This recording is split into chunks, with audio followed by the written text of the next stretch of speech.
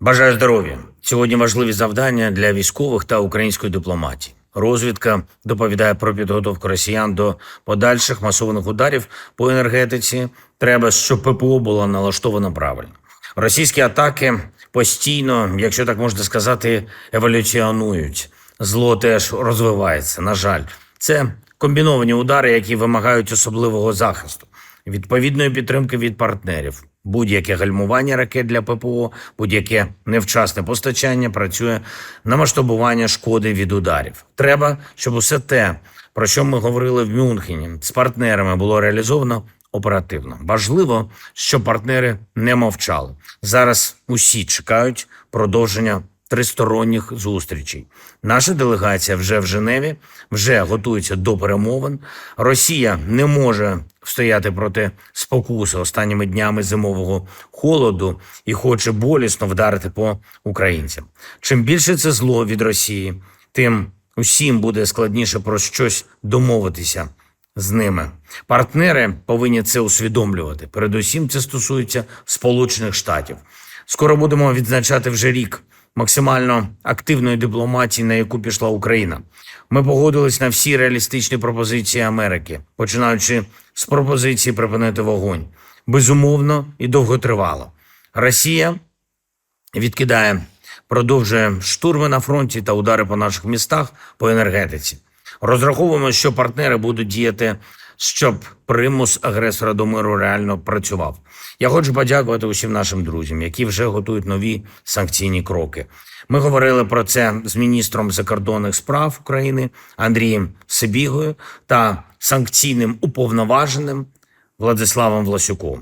Ми очікуємо на сильні рішення Європи, Британії, Канади та інших партнерів. Рішення вже фактично підготовлені. Є сьогодні нові санкції України проти російських осіб, які намагаються поставити спорт на службу війні та рашизму. Прізвища цих осіб відомі, на жаль, більше не спортивними досягненнями, а їхнім цілком недостойними справами. Ми будемо працювати, щоб наші санкції були синхронізовані і у інших юрисдикціях. Також доручив готувати чіткий перелік осіб, які беруть участь у війні Росії проти України, а також служать Путіну та його божевіллю і точно не заслуговують відвідувати демократичні країни.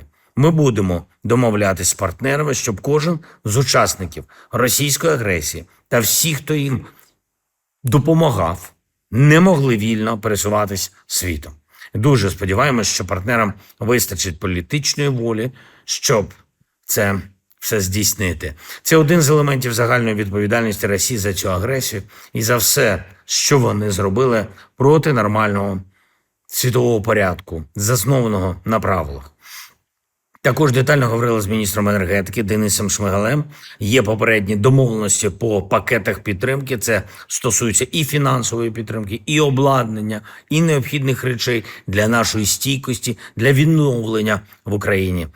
Цього тижня у Франції енергетичний Рамштайн. Будуть там представники Великої Сімки, також європейських країн, які не входять до групи 7, але допомагають нам відчутно. Я вдячний за готовність підтримати. Чітке завдання для міністра енергетики – привести в Україну саме ті рішення, які реально нам допоможуть.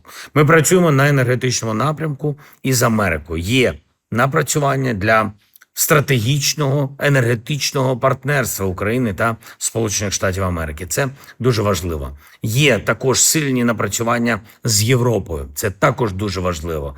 Росіяни розуміють, що саме вони намагаються знищити і коли б'ють по Україні. Україна може стати справді важливим елементом європейської та євроатлантичної безпеки. Важливо, щоб партнери нашої держави усвідомлювали українські можливості так само, як і наш спільний ворог.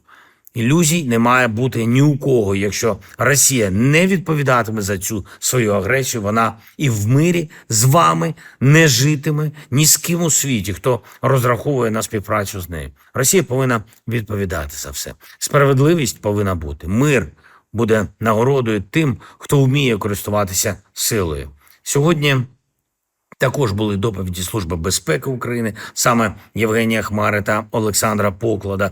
Зокрема, по протидії російським операціям я вдячний за кожен успіх наших захисників, в тому числі СБУ, в протидії російським диверсіям. Окремо Олександр Поклад займається також очищенням Служби безпеки України від тих, хто служить на посадах не Україні, а іншим інтересам. Потрібні жорсткі дії та реально повністю сильна Служба безпеки України. Я очікую результати. Дякую кожному, хто допомагає Україні. Я дякую кожному і кожній в Україні, хто працює на силу нашого народу, нашої армії, нашої держави.